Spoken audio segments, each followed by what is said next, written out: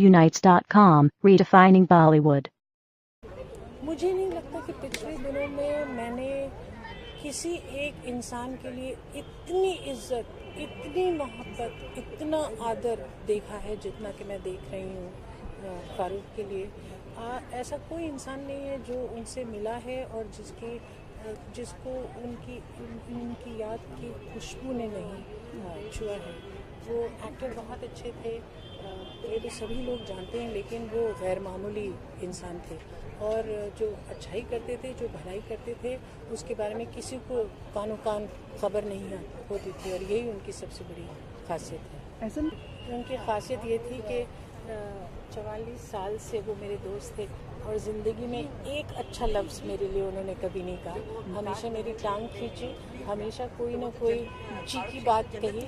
अभी मैं दीप्ति से बात कर रही थी तो दीप्ति कह रही थी कि ऐसा ही ठीक उन्होंने दीप्ति के साथ किया।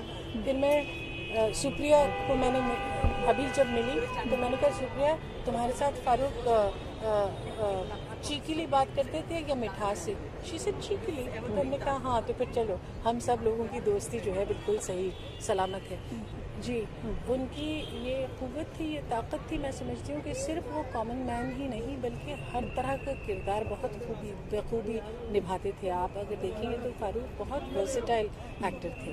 वो कॉमेडी कर सकते थे, वो ट्रेजेडी कर सकते थे, वो ड्रामा कर सकते थे। उन्होंने बहुत गिनी चुनी फिल्में की, जितना काम वो कर सकते थे उन्होंने नहीं किया, क्योंकि अगर उनको बहुत सारे पैसे भी मिल रहे होते किसी फिल्म के लिए और उनको स्क्रिप्ट अच्छी नहीं लगती तो वो नहीं करते।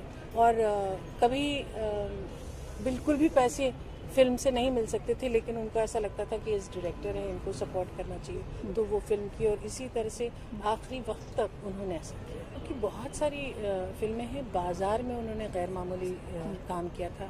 फिर गर्म हवा में, हालांकि बहुत छोटा सा उनका रोल था, उन्होंने बहुत अच्छा किया। मेरे साथ लोरी में काम किया, अंजुमन में काम किया, बहुत सारी फिल्में हैं। फिल्म इंडस्ट्री ने उनको पूरा सम्मान दिया, आपको ऐसा लगता है? मुझे लगता है कि फारूक की जो पर्सनालिटी है और जो शख्सियत है वो सिर्फ फिल्म इंडस्ट्री तक सीमित नहीं थी। वो बहुत एक बड़े सोच के आदमी थे और उनका रिश्ता फिल्म इंडस्ट्री से बाहर भी था। तो फिल्म इंडस्ट्री में तो उनको इज्जत मिली ही, लेकिन उसके बाहर भी बहुत मिली। जीना इसी का नाम एक उन्होंने शो किया था, कुछ याद आपके उस शो के लिए कुछ कहना चाहेंगे?